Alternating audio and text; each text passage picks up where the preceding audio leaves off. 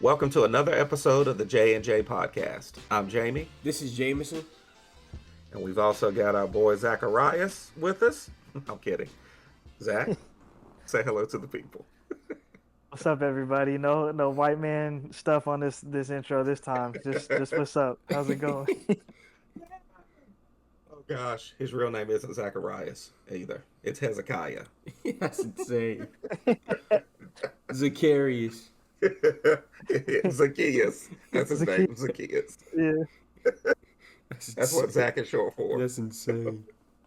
Oh gosh. Well, welcome everybody. Thanks for joining in this week. We're going to jump right into it with the NFL. There have been a couple of pretty significant moves that have happened over the last couple of days.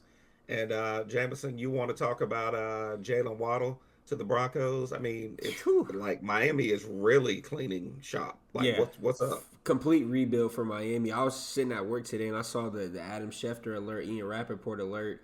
And honestly, I was kind of shocked. Like, Jalen Waddle, he's really the last wide receiver they have in that room. They're not going to have Tyreek Hill this year. Now not having Jalen Waddle, I'm like, I'm happy for Malik Willis, but Lord knows who is the brother going to be throwing the football to.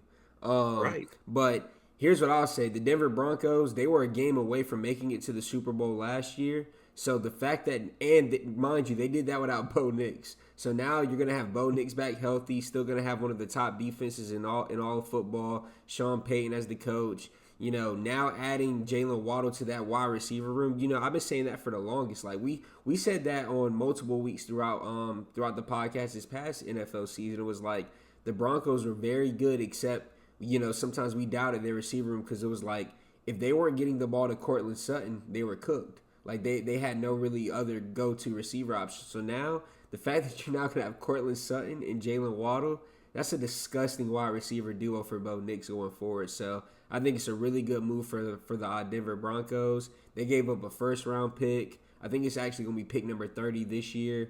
And I'm pretty sure it was like a fourth-round pick, and ended up getting back a third round and like fourth-round pick in return. So yeah, it's just insane trade. But really good one for the Denver Broncos, and like you said, it just signals that the Miami Dolphins are in full 1,000% rebuild mode. So with that said, I mean, what are they going to do about Achan? Like, do you think? I mean, they can't get rid of that dude. Like, give Malik Willis something to work with, right? I mean, at this point, I'm like, all cards might be on the table. I mean, Yeah. Here's my thing: I would keep Devon Achane, but on the flip side, running backs are a dime a dozen nowadays. I hate to say it. It's like they're not a commodity like they used to be. Like maybe like a decade ago. It's like if I'm the Dolphins and I can get a second round picking up for Devon Achane, you might have to do that because you can go out there and just draft a running back if we're being honest. So we'll see. To your point, I hope they keep him. He's one of the more explosive backs that we have in the National Football League. But at this point, I feel like for the right trade package, they'll probably trade him. Yeah, I mean, I was kind of thinking the same thing. He is different, but he was also injured a little bit too. Yeah, so injury prone. And now here's a the little thing: injury prone. when you don't have the offensive firepower with your wide receivers now, with Tyreek Hill and Jalen Waddle not being there, and load the box. Exactly, and teams know you're just gonna really be running the football. He might not be as productive. Unfortunately, it's not his fault. Yeah, I mean, they used him a lot in space as well. True. I mean, he wasn't. He was one of those. He's one of the better receiving backs in the league as Exactly. well. I was going to say, he reminded me a lot of Reggie Bush, to be honest. I know that's high praise, but I'm just saying that's the kind of back he is because he caught as many passes. It seemed as though I made as many touchdown passes as he did running the football. So we'll see. Another major move, which I know you like this a lot because you like this cat and you really feel like he's just not had the right opportunity situation. Yeah. Justin Fields to the Chiefs. I know you had a lot. You thought a lot about that move, and you thought it was a really good move for him. Who better to learn than under Patrick Mahomes? Tell me what your thoughts are about that. Oh, I'll be honest. I love this move for the Kansas City Chiefs, and more especially for Justin Fields. I've always rooted for the brother. I feel like he was done dirty in Chicago.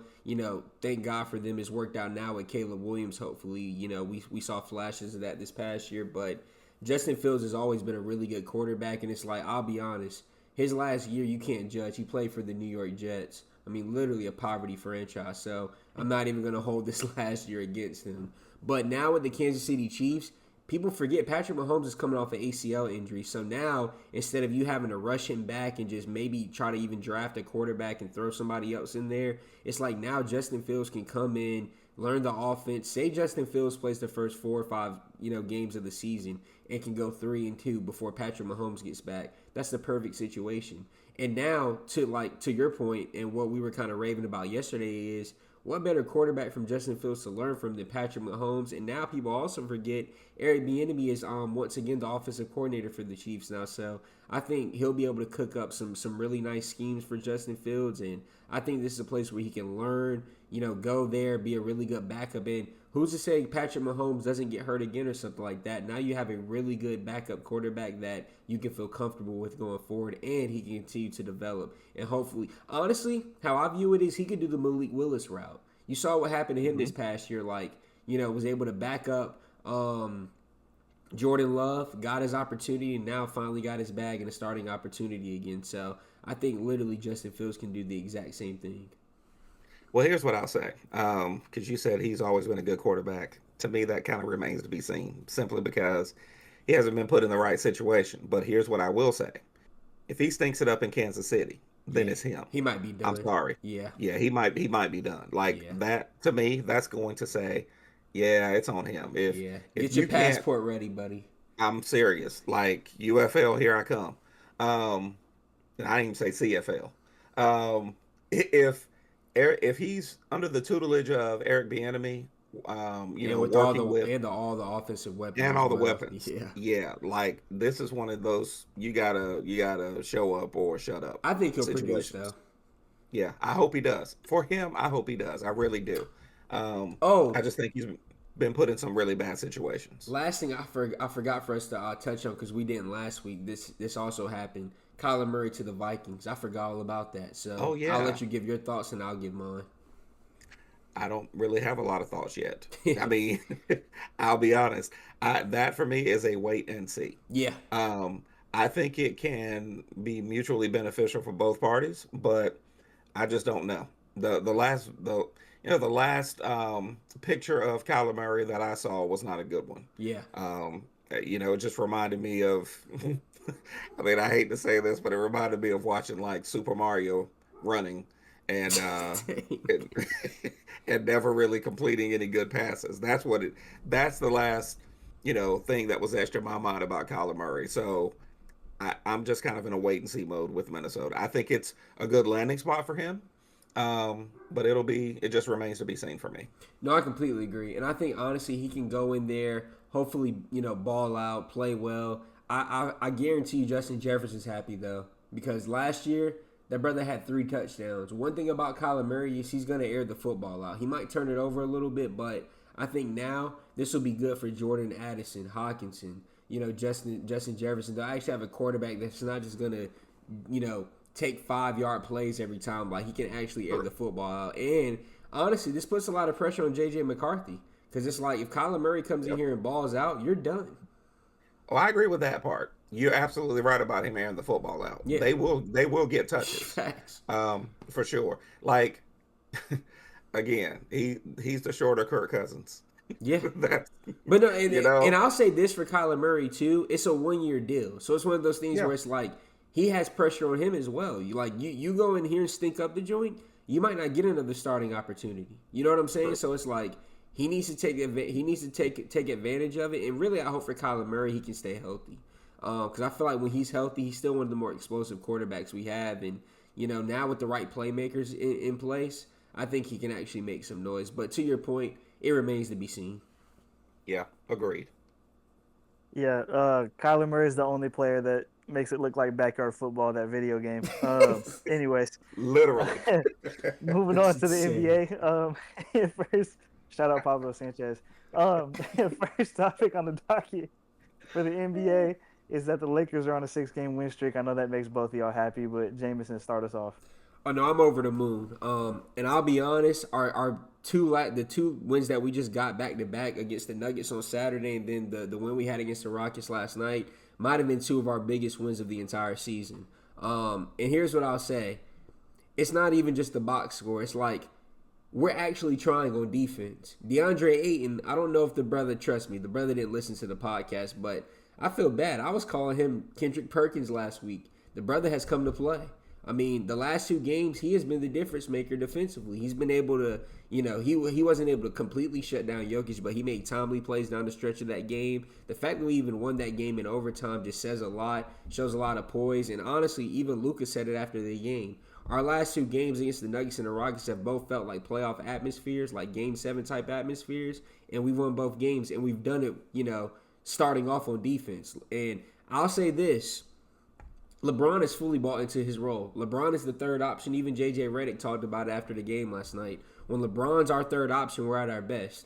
And what I'm seeing LeBron do is be a screener. I'm seeing him not have the ball in his hands as much, play off the ball, and it's been very effective. It's allowed Luka to play at an MVP level even more so than what he was doing. And Austin Reeves, as we talked about last week, whenever he has the ball in his hands, good things happen. So I just got to give a huge shout out to the Lakers, the defensive effort that I'm seeing. Players like Marcus Smart just taking us over the edge. It's like, I'm really, this is probably the best basketball that I've seen from the Lakers in the past 3 or 4 years. Honestly, dating back to when we won the bubble championship. So I hope we can keep it up and ride this momentum heading into the playoffs. Yeah. So I do believe DeAndre Ayton listened to the podcast last week because literally everything that we said he wasn't doing is what he's been doing since Facts. then. Playing defense, literally hustling. There was one game where he had was it 23 and 12 or something like that? Yeah. I was like 27 and 12. 27 and 12. I was like, where did this come from? Yeah, he listened. He listened to the podcast. And what I will say about LeBron too is in that game, I saw major defensive effort. There was one play where he dove on the floor. Yes. Against the Nuggets, exactly. And I was like, that's a 41-year-old doing that. That was they played that game like they had something to play for, and they did. It was actually positioning. It was a tiebreaker. It was a tiebreaker. Same with last night against the Rockets too. That's right. That's exactly right. So I like the effort. I like the fact that they're playing some defense. I like the fact that Luka is at least 4 or 5 times a game, he's actually trying to play defense. Yep. Which, we'll take what we can get. We'll take it. We'll take it. You know what I'm saying? We'll actually take it, yes. Because if DeAndre Ayton is playing defense like he was, because to your point, nobody shuts Jokic down. But what he made Jokic do is have to play defense on him. Precisely. And that doesn't happen very often. That's the formula. Dwight Howard did that when we played. Of course, Jokic is a different player then, and he frustrated him. But he made him work on defense, and then Dwight Howard was very active.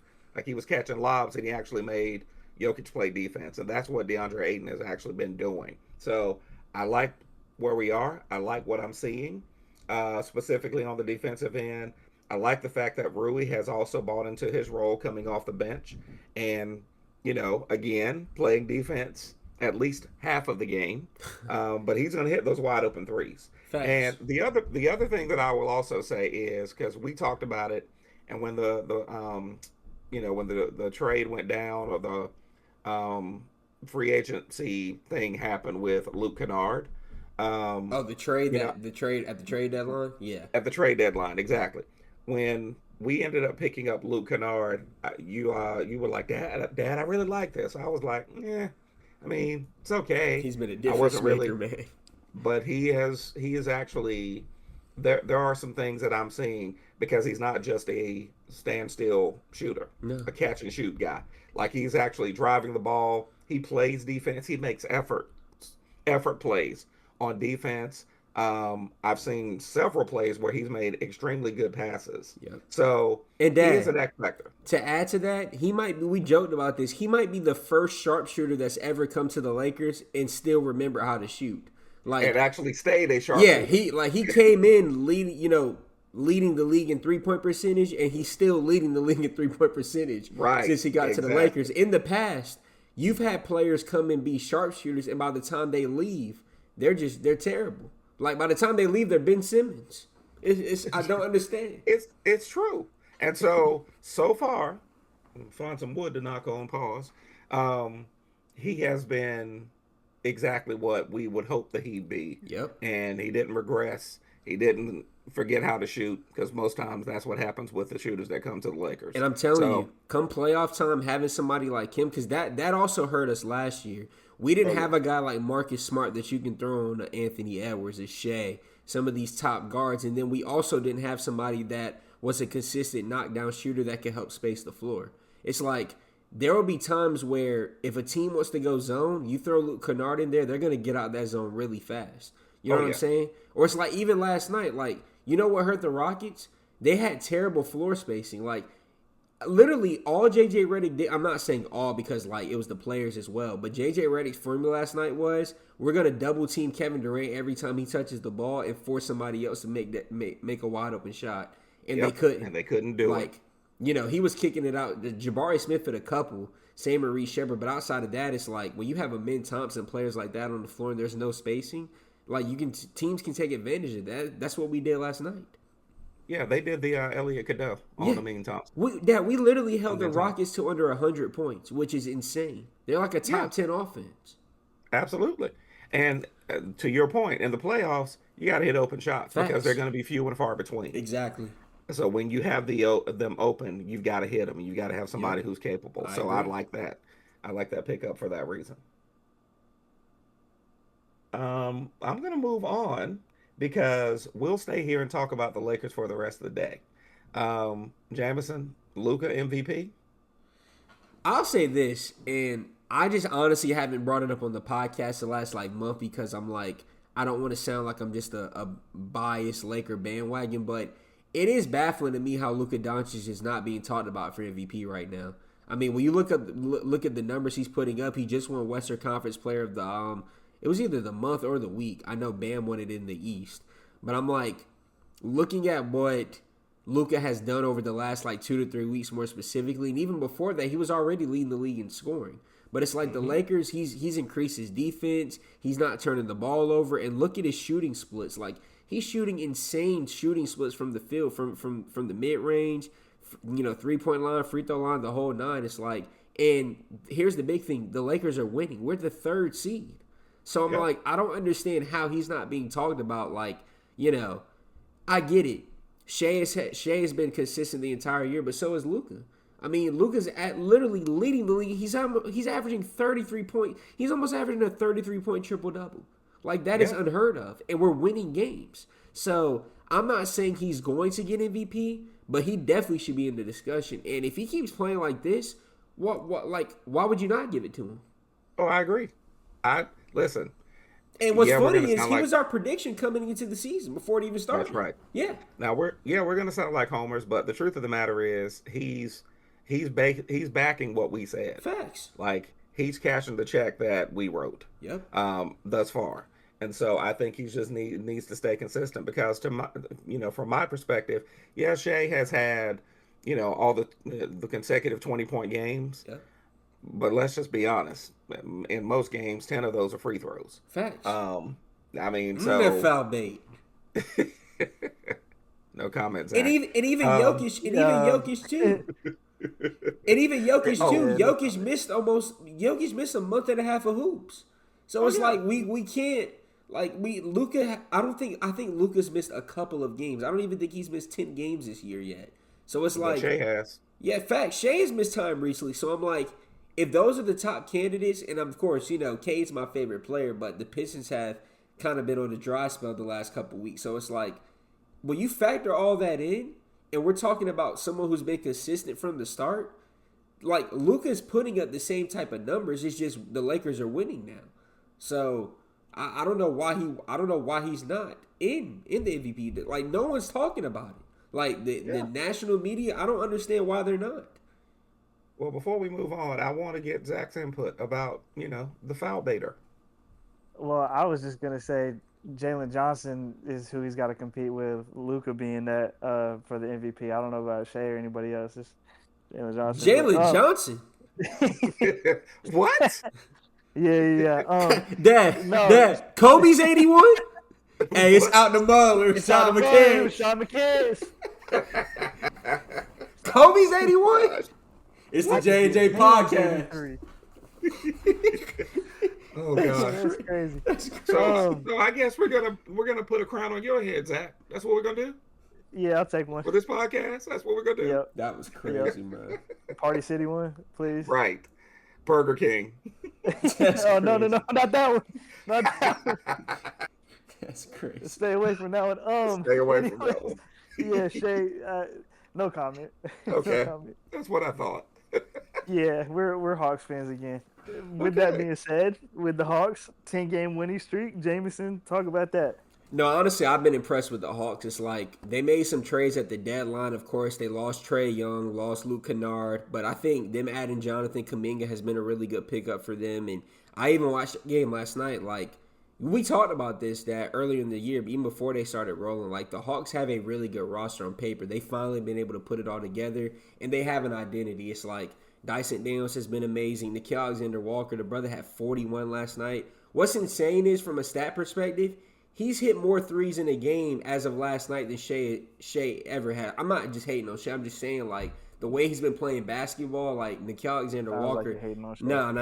No hate. I actually really like Shea. I just also think that a lot of his game is predicated on the whistle as well. But I do respect Shea. Like, I'm not that I've said that, like, even 2 years ago when Jokic won MVP, that was Shea's. So I'm not about to sit up there and like Shea's a phenomenal basketball player. I just want to pump the brakes a little bit on some of the extra glaze that he gets. But no, like, all in all, the Hawks have been completely on the road. I'm telling you, come playoff time, they're going to be a scary matchup for a lot of teams. I'm not saying they're about to make it out the East, but do you think the Cavs would have played them right now? Absolutely not. Yes. Do you think Sorry, I have to jump in. You think the Cavs want to play them? I think everybody wants to play it later in the playoffs. Bro. No, they'll get a game if they're lucky. It's different, bro. It's different. It's the Cavs. The Cavs suck. No, but here's the thing. This is Zach's pessimism because he's from Atlanta. Nah. That's not rooted in reality. Well, no. Like no troll. If you said that 2 or 3 years ago, that's cool. No, we agree. It's like but now the same team. That's what I'm saying. It's not the same team, and it's like it's also not the same teams in the East. Like right now, the New York Knicks, they've been terrible. They barely beat the Warriors without Stephen Curry the other night. They're frauds. I'm just gonna say it. Like right now. Like, I'm not saying I think the Knicks would beat them in a 7-game series, but trust me, they don't want to play them.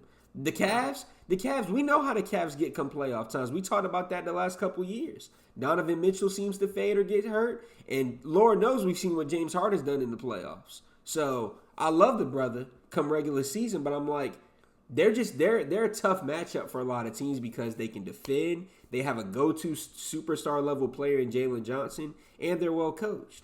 So. And they have a lot of Pistons. They're the Pistons from last year. I completely agree. And they have a lot of good depth this year. That's the difference. Yes.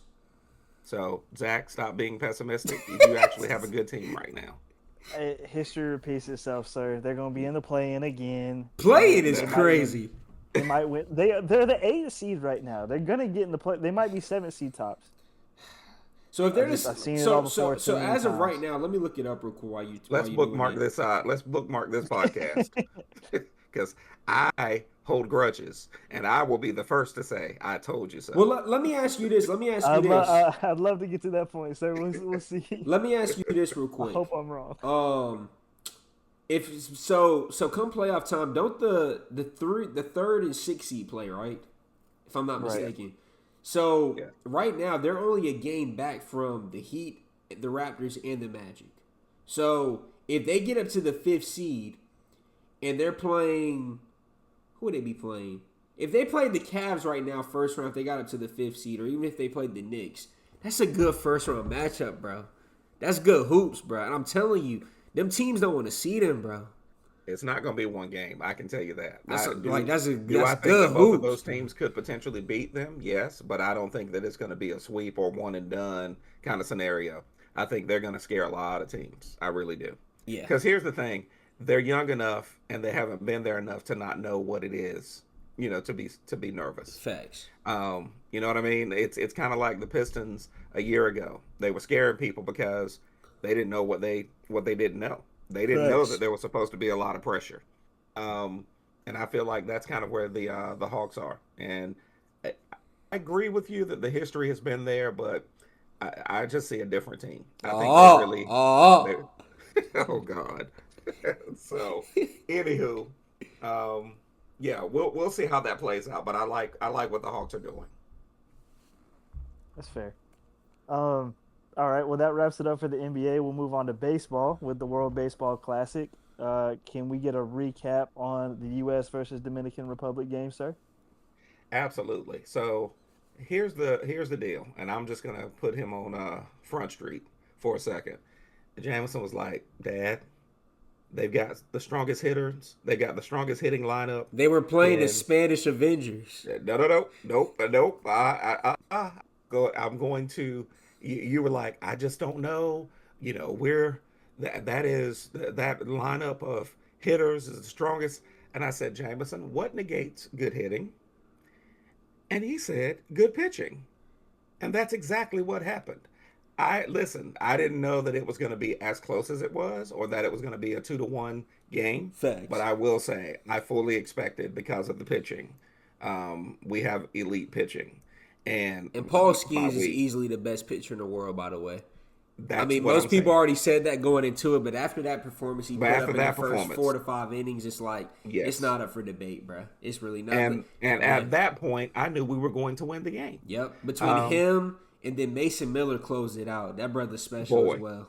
absolutely. Yeah. So, yeah, go ahead, Jameson. No, I was just gonna say honestly, that was the most excited I had been for a baseball game, honestly, in recent memory. Probably since the World Series this past year with the Dodgers. But headed into that game, to your point, I was kind of nervous because I'm like, I mean, bro, you're going up against Juan Soto, Junior Caminero, Fernando Tatis, Julio Rodriguez. It's like, bro, you're literally going up against arguably the best lineup of hitters that's ever been on a World Baseball Classic team, and it's like. And they're being coached by Albert Pujols for crying out loud. It's like, bro, we just didn't have Yeah, that like I that's was. kind of I'm crazy. telling you, I was very nervous. Like people on social media are literally calling them the Spanish Avengers, and I'm like, rightfully so. Like Yeah. that was a scary lineup. And to your point, outside of the home run that Paul Skeens gave up to Junior Caminero, which is like that was gonna happen at some point. Yes. Like the hitters are that like it's bound to happen. We literally that's the only run that they scored, which is absolutely insane to think about. And here's the thing: I know at the end of the game, people were talking about that the missed call that the umpire had or whatever like that, where whenever Vladimir Guerrero got struck, I forgot about him too. Vladdy's on that team as well. Whenever he got struck out, but here's what I'm gonna say for the DR fans: y'all can't use that as your one excuse, bro. Y'all had 9 innings to score at least Thank another you. run or two. So please don't use that as an excuse. But I'm really proud of the U.S. team, and I'm really excited tonight for the championship game against Venezuela. I think it's going to be a really good game, but I honestly, if I was a betting man, bias aside, I'm going to take the U.S. We have honestly superior talent, and I think it's going to come down to pitching as well, which we easily have the best set of pitchers you can have in the entire Classic. So I'm excited for tonight. Yep, that's literally what I was going to Yeah, say. I think that tonight it's going to be pitching, but I also feel like the bats are getting ready to get loose. I yeah. really do. I hope so. They're I they're hope they're so. they're due for it. They have not had a game where Yes. they're just like flooding and like just scoring, going yard every other inning. It's like we haven't had that yet. So Yeah. we're I mean, the due. Brazil game, of course, you got like 7 in 1 inning, Yeah, but 6 or 7 in since then one it's like inning. we've been kind of Yeah, quiet. To your point. exactly. So I think the bats are getting loose tonight. Yeah. That'll be fun to Yes, watch. sir. All right, we'll move it on. March Madness is getting real close. So I don't recall who said they would do which. So start us off with whoever's got the Elite Eight. Jameson. Sure, I'll say my Elite Eight predictions. And trust me, we could go, region by region. That would take too long. So we're just gonna do our Elite Eight and up. So my Elite Eight, I have in the South, I have Duke and UConn. Um, who else do I have? Then I have Florida and Houston. Then I have Arizona versus Purdue, and then I have Michigan and Iowa State. That's my Elite Eight. Okay. That's okay. Go do those again. That's interesting. So I have Yeah. so I have Well, Duke versus UConn. Okay. Then I have Florida versus Houston. Okay. Then I have Arizona versus Purdue. Okay. And then I have Iowa versus Michigan State. So it's literally just 1-2, 1-2 every single game. Wait, What was Iowa it? versus 1-2? Michigan State. No, excuse me, Michigan versus Iowa State. Yeah. Okay. So That's what I was. you're very crazy, and you just picked the 1-2s. I mean, honestly, Yeah. bro. Now looking back, I didn't even realize that I did that. But I'm just like, I just don't. I feel like this is gonna be a year where, trust me, there are a couple of upsets that I have in my bracket. Like I feel like Arkansas, for example, is a team that's gonna go farther than like what their seeding suggests. But honestly, in totality, it's like looking at a lot of the teams. I really feel like there's not going to be a lot of like major upsets. Like I feel like a lot of the top teams will make it pretty far. That's how I look at it this year. That's fair. I could be wrong, trust me. Like no, that's why there's never any perfect brackets. But I feel good about my picks. Yeah, vanilla ice cream is real good. Anyways, you sir. I'm just gonna do a Final Four. I don't have Duke coming out of the East. I actually have UConn coming out of the East. Out of the West, I'm actually gonna roll with Arizona. And this one's probably gonna shock some people, but March Madness for me is really about guard play, and I think I'm actually getting ready to sound like Jameson for the most part. In the South, I'm taking Uh-oh. Houston. And listen, this is somewhat of a homer pick because um, I'm a Kelvin Sampson fan. Make sure I put the L in because he does not play with his name. It's Kelvin Sampson. So I'm putting in Houston, and then this is going to sound like a homer. This is the one that's going to come out of left field that nobody's seeing. St. I'm John's. choosing. Nope. Oh, Virginia. I'm not mad at Virginia's tough, man. Yeah. That's a good pick. Yeah, that's a Virginia. very good pick. Yeah. Listen, they first of all, the head coach is an Odom. His Yeah. dad was the head coach at Wake Forest. Mm-hmm. Ryan Odom, I think his name is Ryan. Yeah, I'm pretty sure it's because his dad is Dave Odom. But anyway, man, what he's done in a very short period of time, the way he's modified that roster. Y'all know Virginia was known like it was boring to watch. Facts. And I mean it's a whole new regime. They have a whole different style of playing. DeRitter, he's the real deal. And shout out Chance Mallory. I remember Yes. what's wild is we literally watched him at the Wall like 2 years ago. That's to right. See him already And we were hooping both every like, like to see him already hooping like that on like a big stage like this. I'm happy for him. It's crazy to see. Absolutely. So, Jameson, are we going to choose a champion? Yeah, Week, definitely. Like I'll tell you, my Final Four, we could pick a champion. Okay. My Final Four, I had Duke versus Houston, and then I have Duke beating them, unfortunately, and then I have Arizona versus Michigan. And then in the final, of course, I have Arizona over Michigan, and then in the final, I have Duke and Arizona, and I have Arizona winning it all. I've got Arizona winning the whole thing. You notice I didn't have Duke. Duke is going to do what Duke does. Yes, this is going to sound like hate because it absolutely is. Duke is going to do what Duke does. They're the team that does the least with the most. Now, and I I'm want to nervous hear that the they're not going to have Caleb Foster too. I didn't I- throw that in. Like, I mean, of course, I have them in the championship game, but I'm Yeah. like, I'm nervous of them not having Caleb Foster. Like, that's going to be a huge difference maker. Listen, I would not be shocked because I have TCU moving in that bracket. I'm just telling you now. Don't be shocked if TCU knocks off Duke early. I wouldn't be shocked. And another team I think is a sleeper is St. John's. Like, Oh, I completely agree. their guard play. And then like another one I said is Arkansas. Like I've watched their last like 4 or 5 games, and Darius Acuff, he's probably gonna be if he's not a top 5 pick, I would be genuine. Like I'm not even glazing when I say this because at first when I heard Kendrick Perkins say this, I was like, this brother is insane. He literally said that he was like Darius Acuff might be the best guard that John Calipari has ever had.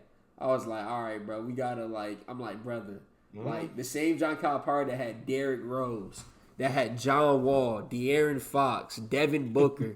Like I'm like, bro, let's pump those brakes. But the more I watch his game, Yeah. he like that brother's special, man. I could see him having a Kimball Walker type tournament. Yeah, I really agree. could. I Like, agree. he's that good, and he's at this point in his career, he actually might be better than Kimball Walker Yeah. was. He at plays. this He point. plays like Anthony Edwards, but like at the point guard position. At the point guard. Which I'm like, it's Exactly. just that's scary, bro. Yeah. So no, listen, Calipari, if he can get past the first or second game, like if he gets to the Sweet He won't. 16, I pretty much like his chances. I agree. But notice I said if. If Yeah, big big if, big Very big caveat. if. He won't. He Right. won't. And that's why all this argument back and forth, all the talk about John Shire, what he's done, and I'm like, y'all seem to forget that John Shire has yet to make it to a championship. Yeah. Like, there's all this talk. Well, he's won all these ACC championships. So is that the standard What now? would he do? Right. What, dude? What did he do? Is that the standard to win ACC championships? I mean, what happened to winning NCAA's? Yep. I just don't know. But they do the least with the most. You can't argue that.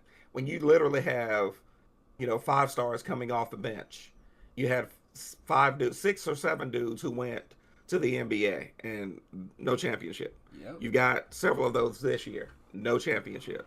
Like, what's the deal? So I think Duke is going to do what Duke has been doing recently. They're not going to make it to the championship game. I wouldn't be shocked. Just don't see it. So.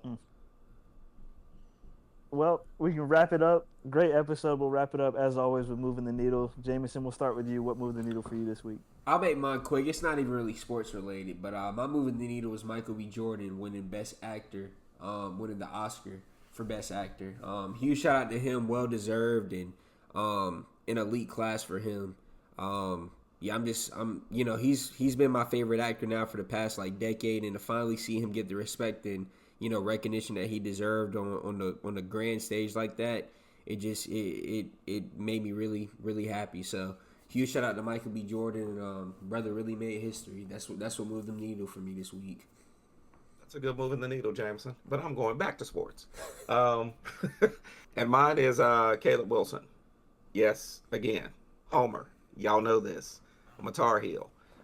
He was just named to second team All-American, which so let me just rephrase this part or back up on this part, because there was lots of speculation. We all know Caleb Wilson really loves being at Carolina. He's probably one of the greatest basketball ambassadors for Carolina, one of the best ambassadors for Carolina basketball that we've had in recent years.